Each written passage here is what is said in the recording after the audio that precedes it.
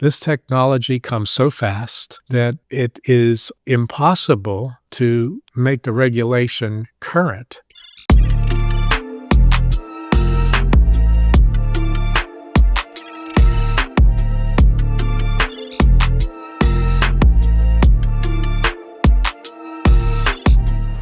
Welcome to Trustworthy AI Chronicles, where we explore the cutting edge of AI security, ethics, and innovation.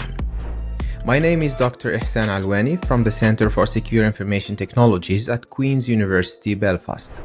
Join me to uncover the risks, share the breakthroughs, and spotlight the people shaping the future of trustworthy AI. In this episode of Trustworthy AI Chronicles, we're joined by Professor David Hickton, former U.S. Attorney and founding director of Pitt Cyber. A fierce advocate for AI regulation, David Hickton sounds the alarm on how unchecked AI could threaten democracy, civil rights, and national security. This is a must-listen conversation about putting public values at the center of AI's future.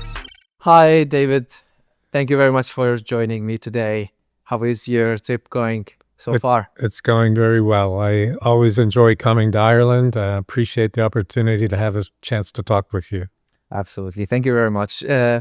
So, David, your profile is very interesting to me because I think you're the first one of my guests who has a legal background, and I think this perspective of law, as far as AI is concerned, and trustworthy AI, ensuring the trustworthiness of AI is very important. Could you please first walk us through your background so far?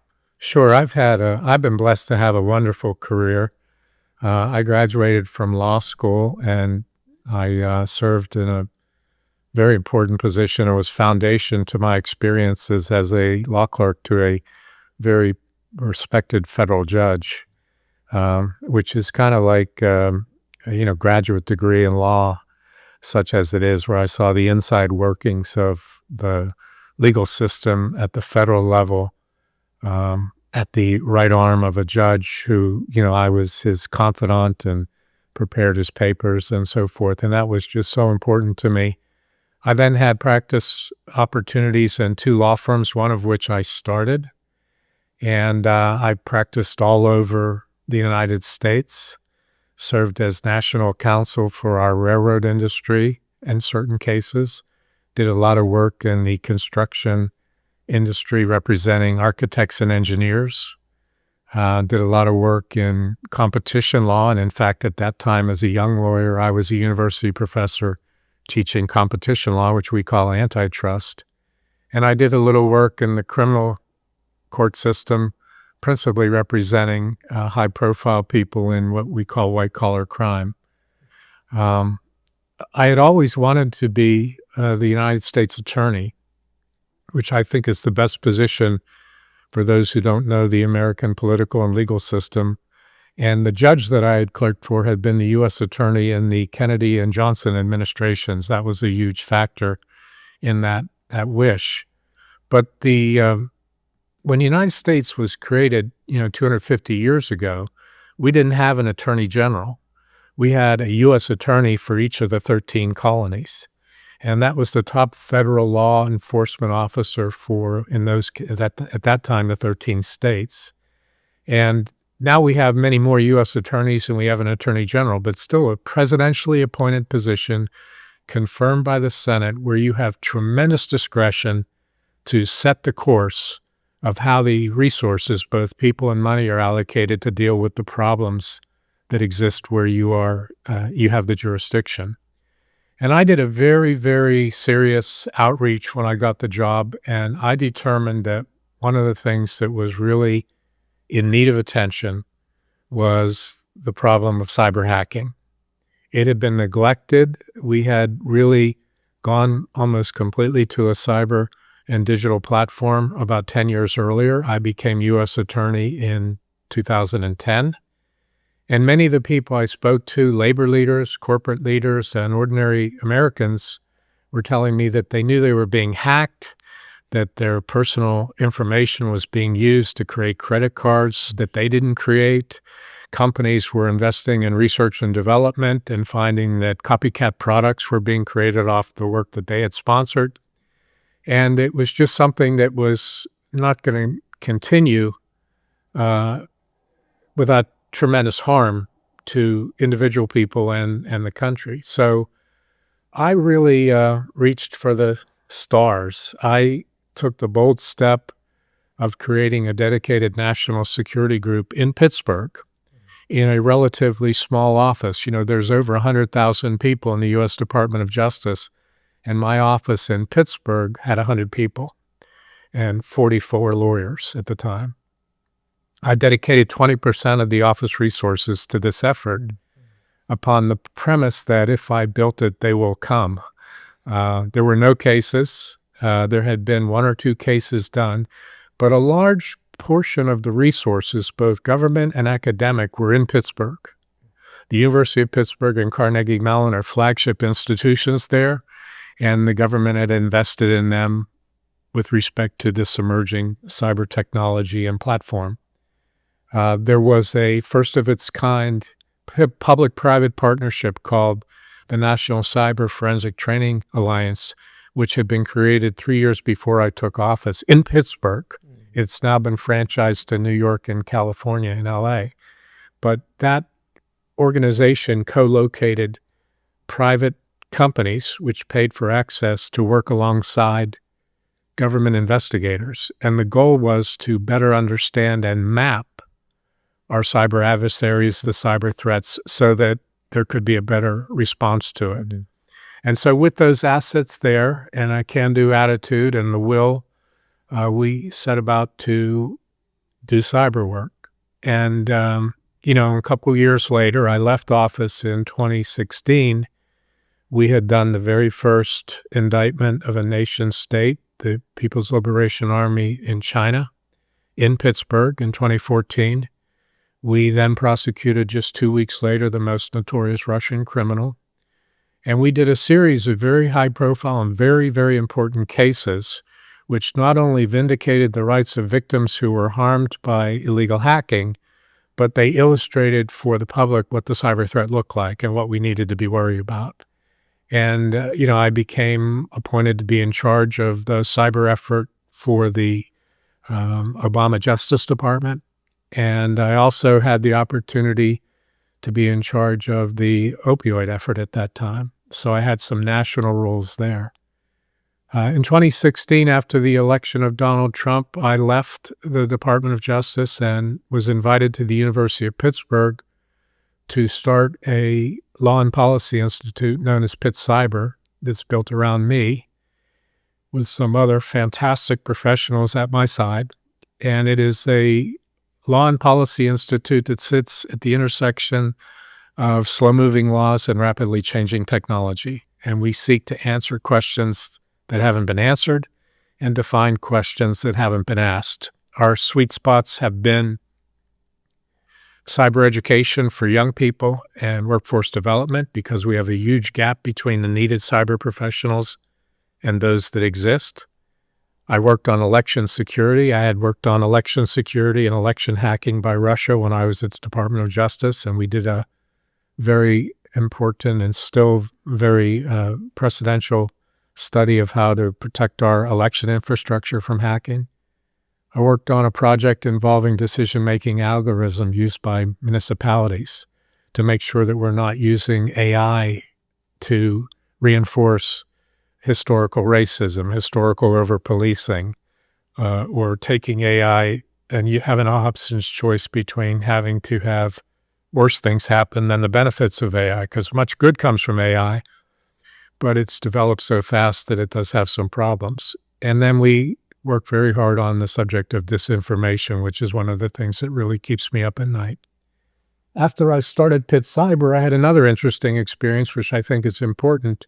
When the coronavirus pandemic hit, I was invited to Washington. I took a leave of absence from the University of Pittsburgh, and I was the staff director for the bipartisan congressional committee that was overseeing the $7 trillion that we gave to COVID supports. So all of that work on PPP and the Dr. Fauci work and all that stuff that you may have seen across the pond on television, those hearings were organized by the staff of 20 that I led for a committee that was led by Congressman Jim Clyburn. As a result of all those experiences, what's happened now is I sort of have evolved to have a bit of a signature for the digital threat in healthcare between the work on opioids and COVID. And I did a very interesting program here in Dublin last year on AI in the next pandemic, which I think is a great touchstone for our conversation today. If we had had better application of AI to deal with the pandemic, our mandate to test, track, and trace to try and understand where the pandemic was and how we could arrest it would have been made a lot easier. At the same time, if AI had been in the hands of someone who was trying to hurt us, the advances that we made on vaccines could expose us. And so there's a two-edged sword there. We've just had the fires in California that you've probably seen in the news. It's another example of where the good, the bad, and the ugly of AI could be discussed. It certainly would have been helpful to have better use of AI to detect where the Santa Ana winds were coming and what the allocation of resources might have been with respect to water, firefighters, and international partners who were coming to California to help us instead of having everybody yell at each other.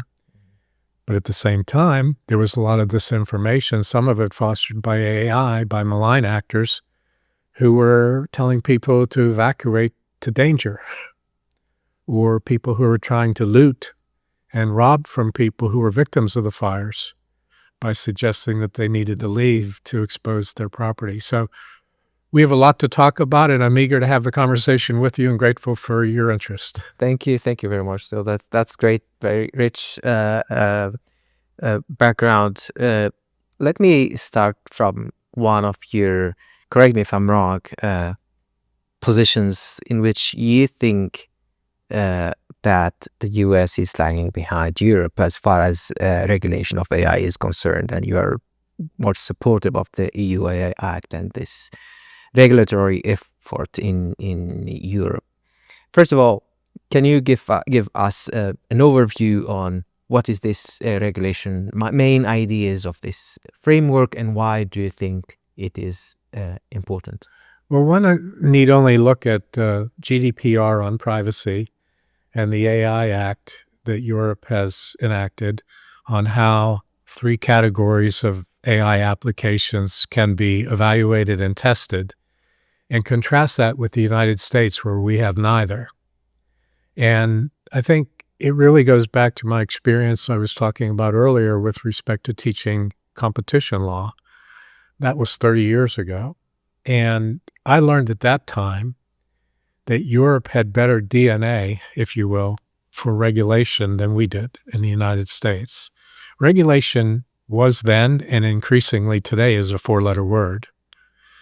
People think that regulation is, by definition, at odds with innovation and a cost to business that becomes a tax.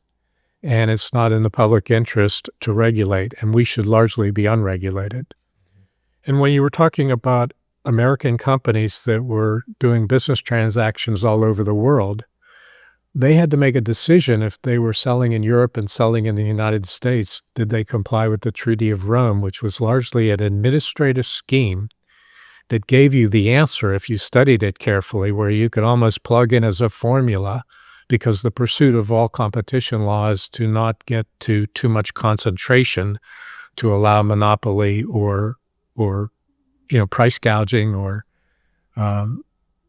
competitive behavior that goes beyond sort of the boundaries.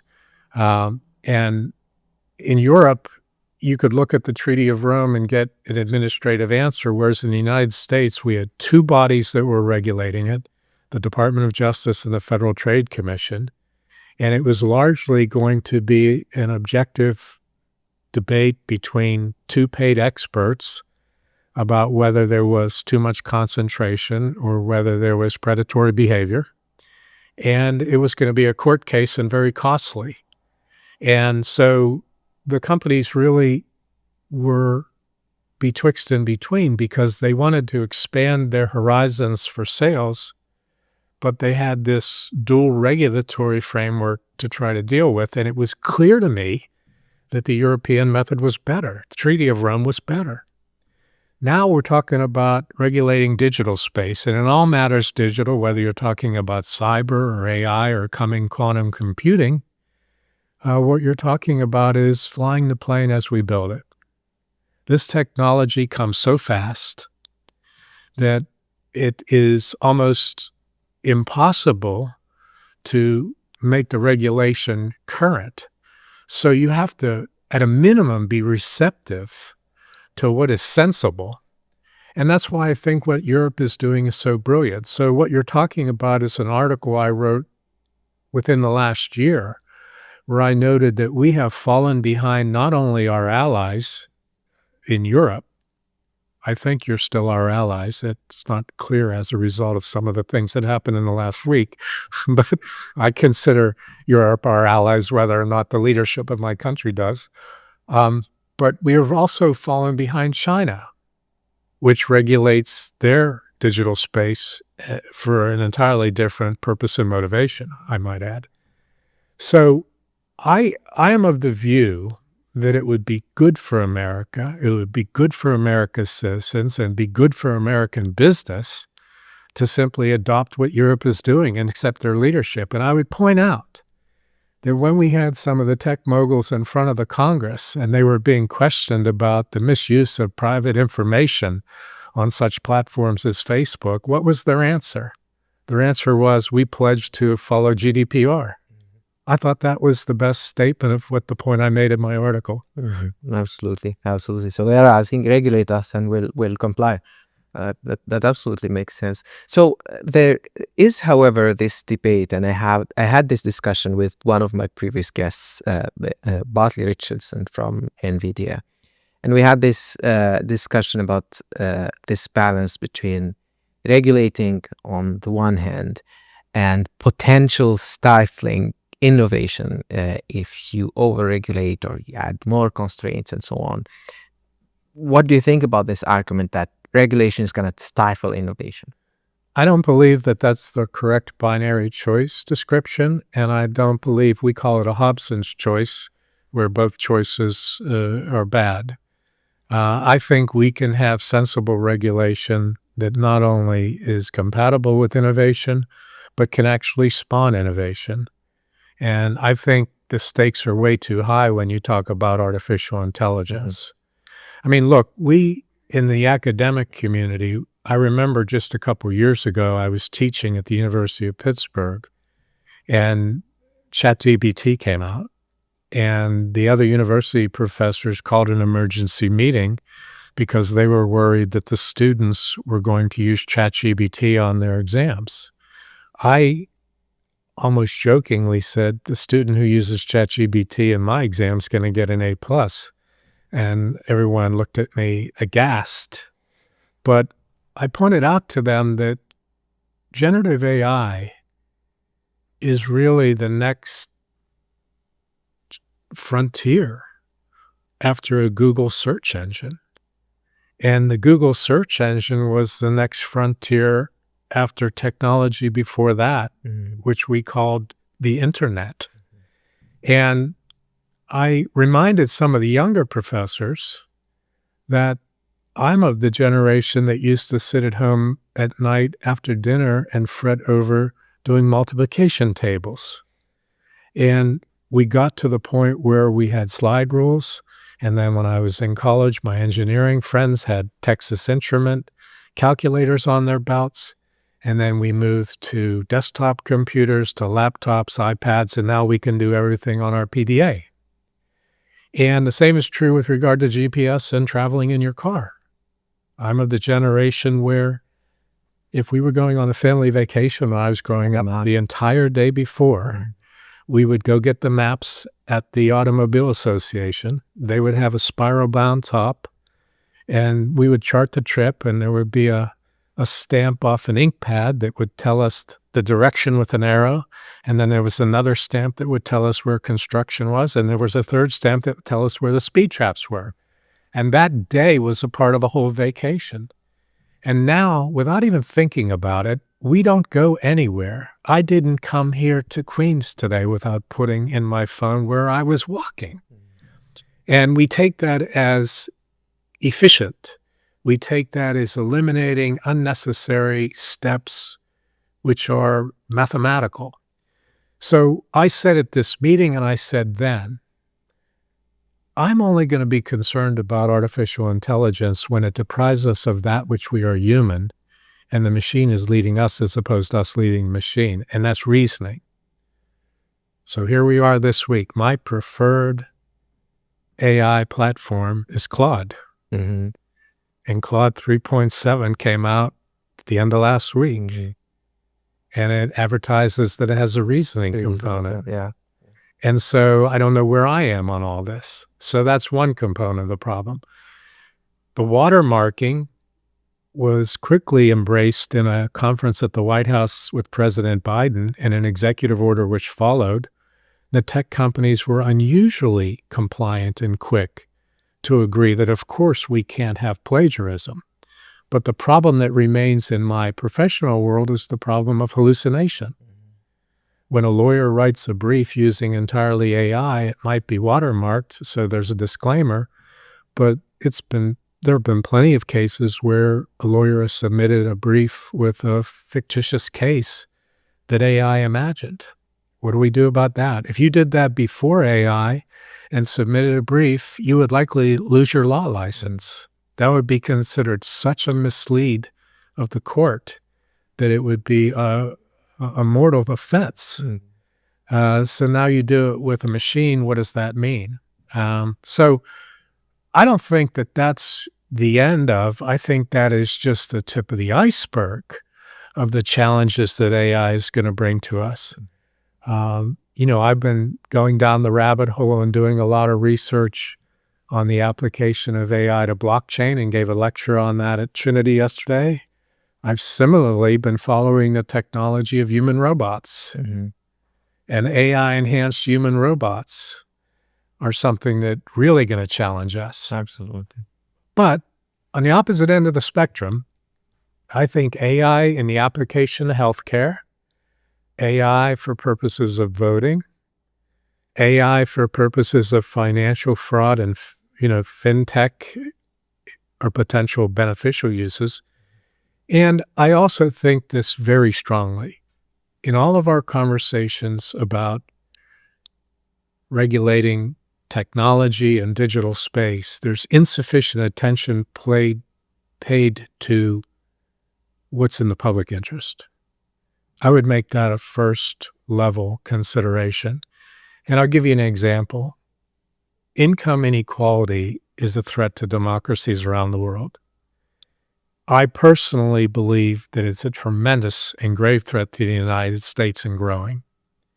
I saw during COVID, when we had everybody out of school, not only did we have large segments of the public that could not afford devices or the services, they didn't even have broadband where they lived.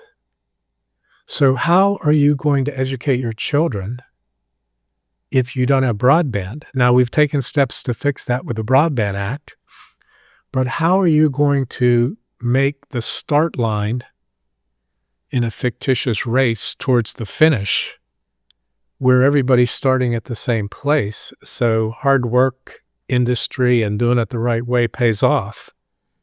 If in a four-lap race, half of the participants are 2 laps around the track because they have broadband, they have the wealth to buy the tools, they have the access to artificial intelligence. It's not going to work. I did a program before AI in Brooklyn, New York many years ago talking about community building where we did maps. And there is a direct line, think of an emoji on a text, between poverty, direct arrow to educational disadvantage, direct arrow to hitting the criminal justice system. And, some people get very judgmental and on their high horse about this. But the fact is, you can, in certain communities in the United States, you can take and color the areas that are poor, and then you can put an overlay map on top of it and say, where are the schools bad? And they're identical. And then you can put an overlay, where do the criminals come from? And they're the same communities. So don't we, if we care about our fellow human beings, owe it to ourselves to take advantage of this technology? So think of the magic of AI as a process tool to work on income inequality and as an actual deliverable tool to allow people to catch up. I just think that that's something that we ought to leverage. Yeah, absolutely. Just for the what you mentioned on hallucination, one of the elements that we recently have seen is that I see on, for example, Google Scholar's profile, because Google, they now use large language models also in their search engine, and I think very recently they embedded that on Google Scholar. Suddenly I've noticed fictitious papers that are kind of appear on my profile, and I think that is some sort of hallucination, definitely an artifact of using or not. The problem of deep fakes, whether it's photographs or voice deep fakes or deliberate hallucinations or deliberate, is real. I mean, in the presidential election last year, before Joe Biden left the race in the New Hampshire primary, there was a fictitious voiceover calling voters, telling him not to vote. During the campaign, there were deep fake pictures professing to have people endorse both candidates that were designed to inflame, and they were not real. And we have a terrible problem with the exploitation of young children with regard to deep fakes in the schools.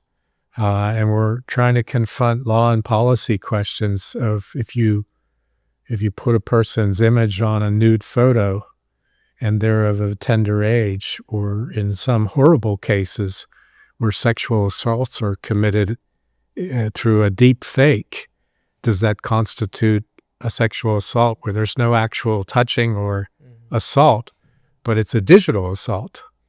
And those cases are percolating through the system right now. It's very interesting, because my following question was on the fact that AI and security, or safety, I guess, as well, is, some people argue that this is an overhyped thing, and it is exaggerated as a threat. I know that you think that, for example, AI security is a national security risk or national security matter. Following up on the example on safety, what do you think for people arguing that the AI security / cybersecurity is an overhyped? Well, I think first that argument is not new, and I've dealt with it before AI was an issue with regard to privacy. And my answer then would be my same answer now. Let's resort to pre-digital norms. That worked for us. So, for example, we're sitting here together today and you have notes in front of you which you own. That's your genius. It's the result of your work. What if I accidentally took them? In the pre-digital era, you would have every right to expect that I would return them. You certainly would be upset if I gave them to someone else, and you absolutely would probably sue me if I sold them for money, because you own them. Why is it any different on the internet? But what was WikiLeaks? WikiLeaks and others who believe as a political matter, that which is on the internet is in the public sphere, in the public domain, and not protected, and that the owner, quote unquote, does not have a reasonable expectation of privacy, in my opinion, are violating pre-digital norms. And they are at odds with my view of how we establish a proper digital ecosystem. And let me take the debate further. I'm the father of 6 children. They are 19 years apart in total. So the first one brought home both his assignments and his reviews in his backpack. We didn't have an internet. The last one got all assignments and all reviews electronically. As a parent, I had the same expectation of privacy as to both. I didn't have a choice either. But suppose all of our kids were great students.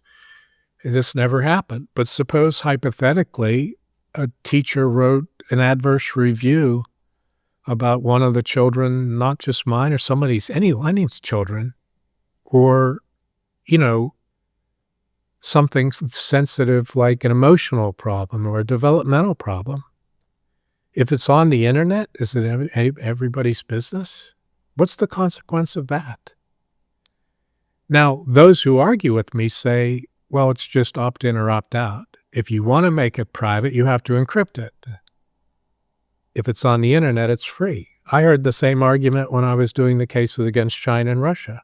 In addition to the fact, how dare you try to apply American law to us, the argument was, U.S. Steel puts their research on the internet, and we have an army of people looking to take it. We're entitled to take it. Don't put it on the internet if it's confidential. But, hacking, I guess I have an expansive definition of. Hacking is an unwanted intrusion in your digital space. And you have a right, in my opinion, to digital space. And I don't have a right to invade your digital space without your permission. That goes back to pre-digital. And I think when you talk about AI and applying AI to digital space, or certainly applying AI to blockchain, which is an encrypted ledger, I think you're talking about that problem on steroids. And we need to have conversation about it. We need to have agreement on it. And so if you had met me 10 years ago or 15 years ago when I was in the government, and you said, what is your plan? What's your end game for your work in cyber? I would say, I'm trying to apply law to digital space so that we can have an ordered understanding of what's fair. And if you had been from China or Russia and protested, why do you think you can apply American law to us? I would say, because you are participating in the American market. And what you're doing, if done by an American citizen, would cause a jail sentence. So if you want to feast in the American market, you got to follow the American law. And if you don't want to follow the American law, then you can sell your product somewhere else. And that's, I'm a disciple of, in that regard, of a very, very well-respected former government official, Harvard professor named Joseph Nye, who has argued for years about the application of soft power and smart power. And I'm also aided by some people who I've met along the way in my work, including a really fantastic researcher at the Azure Forum for Contemporary Security in Dublin named Katrina Heinel, who I met at Harvard about 10 years ago, and I learned about cyber diplomacy from. I didn't know about cyber diplomacy until then. I was a prosecutor. But, the process of taking a situation and applying logic, reason, and precedent and legal precepts to order people's environment is certainly a more gentle way of doing things than dropping an indictment on them. Mm-hmm. And I think a better way to do it. So my purpose now is to try and help assist in an area where I love to say, if you want to join me on this endeavor, I invite you to come to an area where the law moves too slow, the technology moves too fast, the adversaries are hidden in the anonymity of the internet, and their evidence and the work we're working on evaporates. Very challenging Very situation, actually. Yeah.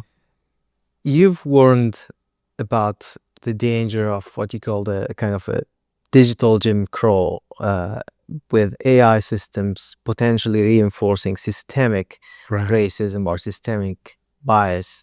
Can you explain what is this concept and why do you think it is urgent? Sure. There are many reasons why governments should use AI. So if you're an American football fan, perhaps you've heard of the Pittsburgh Steelers, which is my team, one of the great teams of all time. Before we had AI, I didn't like going to their games. That's a little secret I can say now that I'm here. I wouldn't say that in Pittsburgh because it used to take 2 hours to get out of the stadium. But now we can use digital tools to enhance crowd control, to reroute the direction on highways so that maybe everybody's coming in before the game and everybody's leaving after the game. And you can get in and out of the game in a sensible way. We also get a lot of snow in Pittsburgh, where I live. Every municipality has finite snow removal resources. If you want to deploy them correctly, isn't it great to use AI and consult with the National Weather Service to decide where the snow's going to be the worst? Those are a couple, and there are many examples of beneficial uses of AI. But if we decide that defendant A is more likely to be a recidivist or reoffend or commit crime again because of his zip code, because AI tells us people from this zip code are more likely to be criminals from that zip code, which is how sometimes sentencing is done. Interesting. That would be pouring technology on top of historical inequality. And if it leads to double the sentence for a poor person or double the sentence for a person of color simply because of where they live, the same is true with predictive policing. Police forces all over the world use AI to try and determine how they're going to apply their finite resources. So the study that we did at Pitt Cyber, which is still available on our web, which is cyber.pitt.edu, was brought to us by the Children and Youth Services people in Pittsburgh, because they were responding to child welfare calls using technology, and they wanted to be sure that they weren't using technology to reinforce historical inequality, which I thought was so noble. They're fantastic people. And we helped them in an area where no answers existed. And we tried to build a system so that the technology was a tool, but not the determinant. And that's the answer. Yeah. So in this line as well, people might argue, are we really capable of generating AI without, or building AI without bias? Because AI isn't data driven, and data is generated potentially by human, at least in those cases, and phenomena the same way that we as humans are biased. It's an excellent question, and the answer is probably no. Bias is a problem.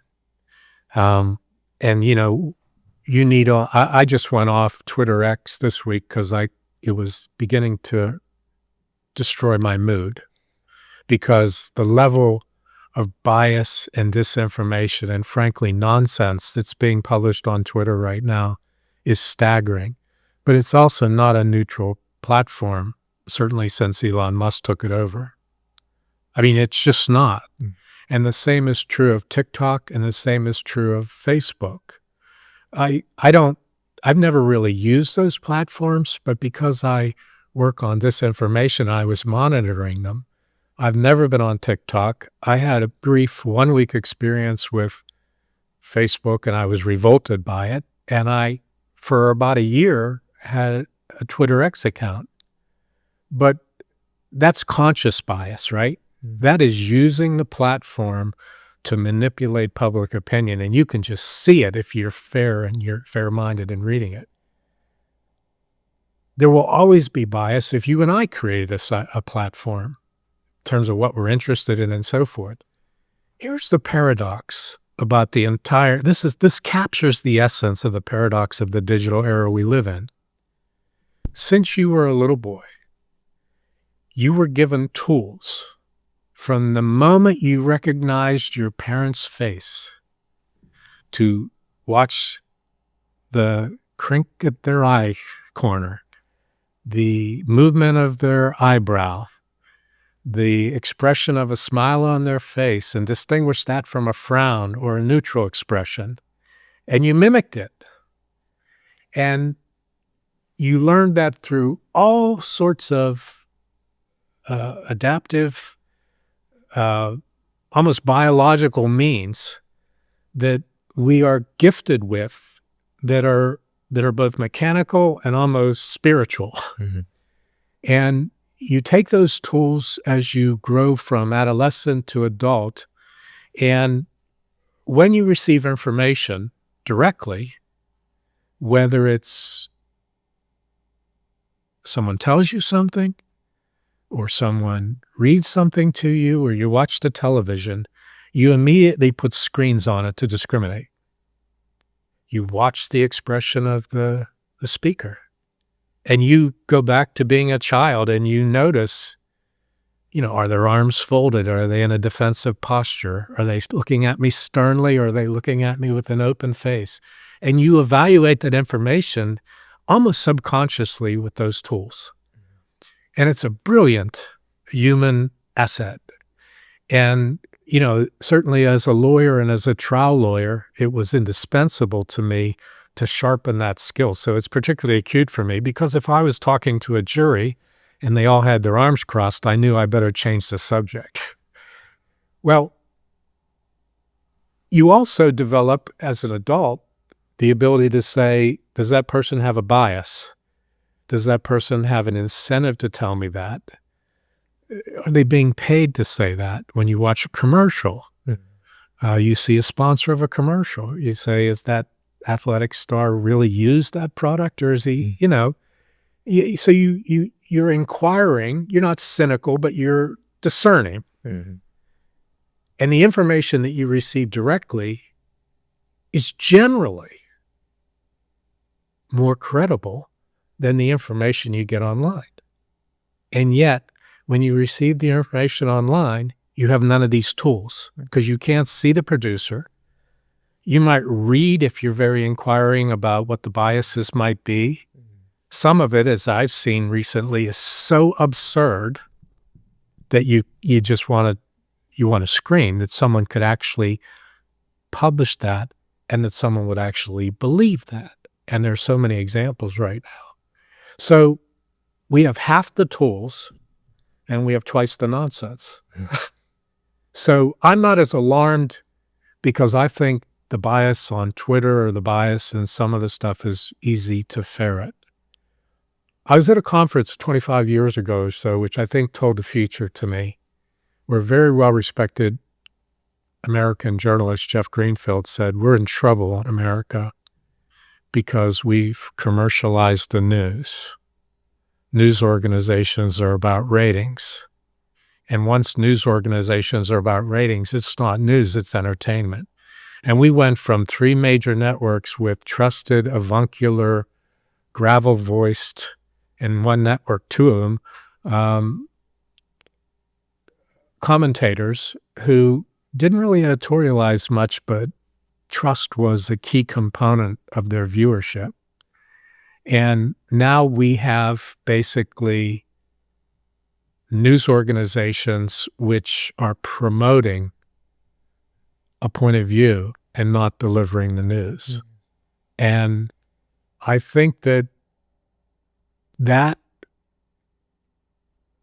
when you look at digital and social media, it's not advertising dollars and it's not ratings, it's clicks.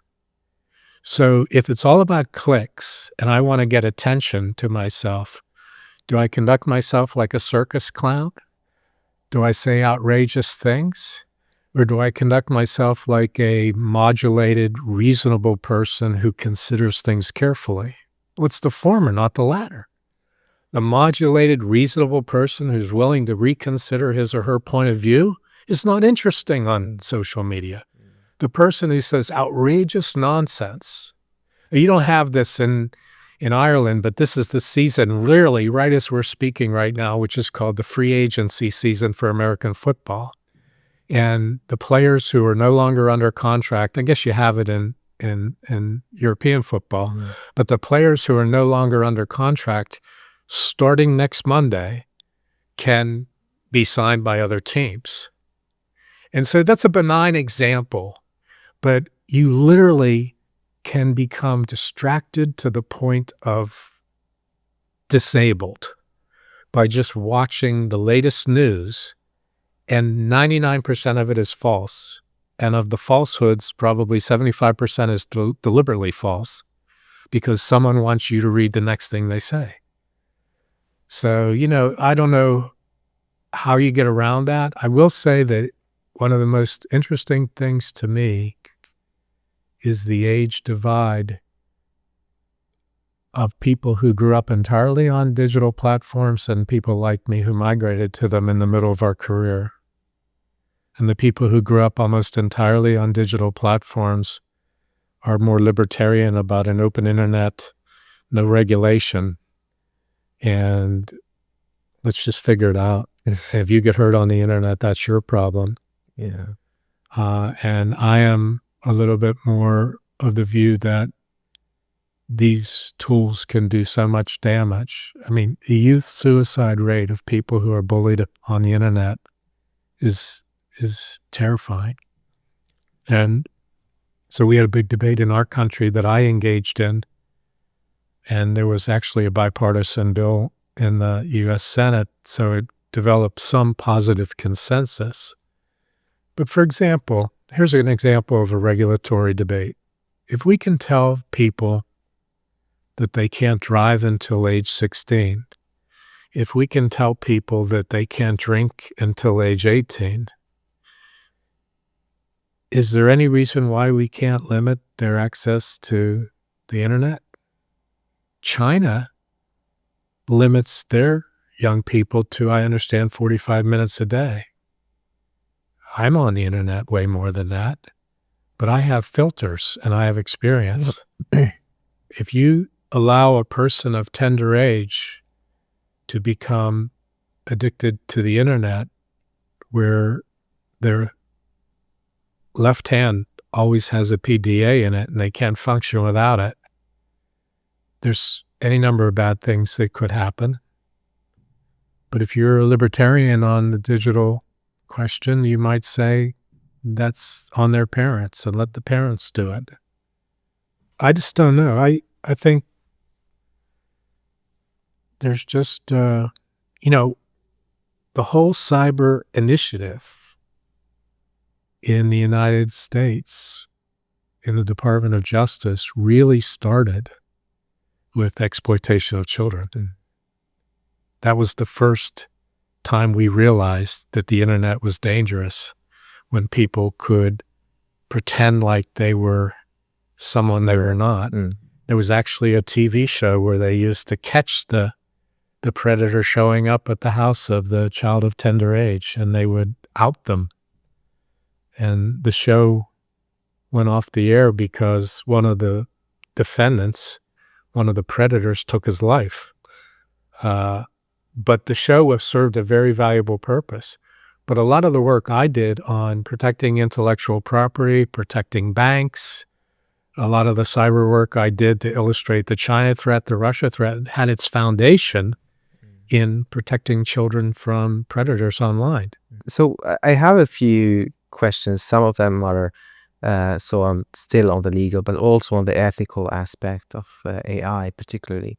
So first of all, a very quick question. What do you think of accountability issue in the sense of when an AI model fails, who should be legally accountable?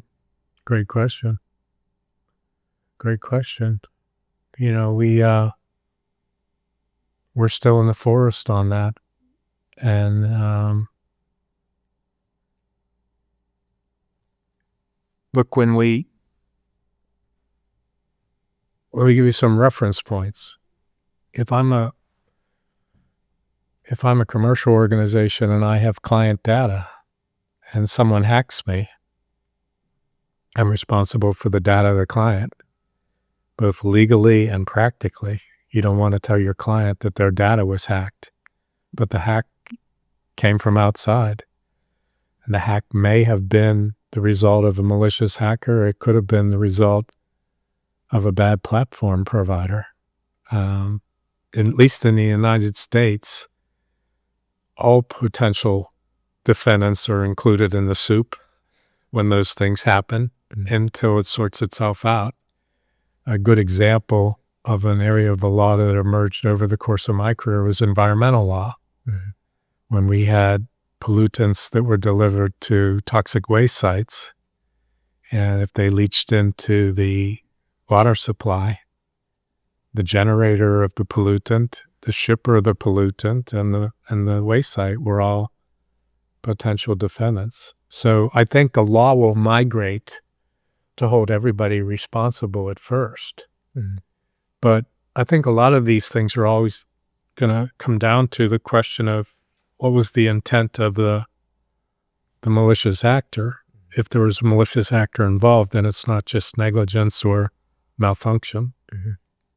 So Yeah, I guess that's even more critical in applications that are safety critical or security sensitive applications of AI, which are, I mean, autonomous vehicles are one case, for example, where there is clearly safety issue that is involved in what if an AI makes a judgment, an error in the judgment, but also application in cybersecurity, for example, same.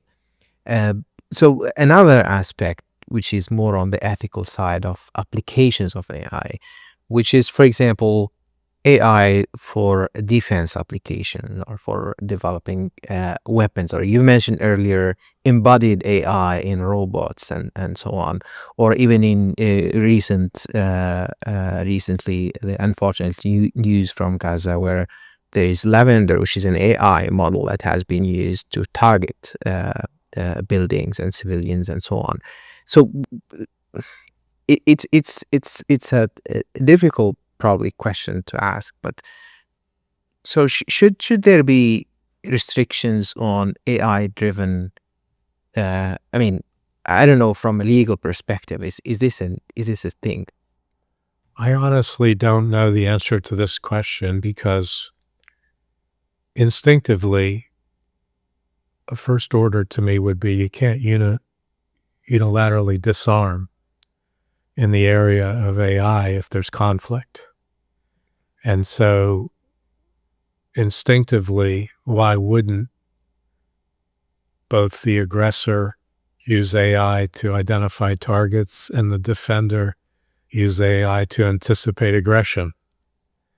And certainly you can't have one without the other, or it's going to be out of balance. But we have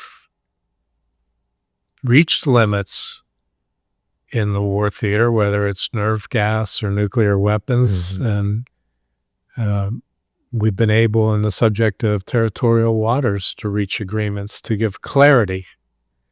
And one of the problems with this period of uncertainty is without clarity, there's a great potential for misinterpretation and overreaction and disaster. There was a presidential policy directive being circulated during the first Trump administration that advocated nuclear strike for a cyber attack against an American critical infrastructure. I think that there's a lot of steps that ought to be employed between a cyber attack and a nuclear strike.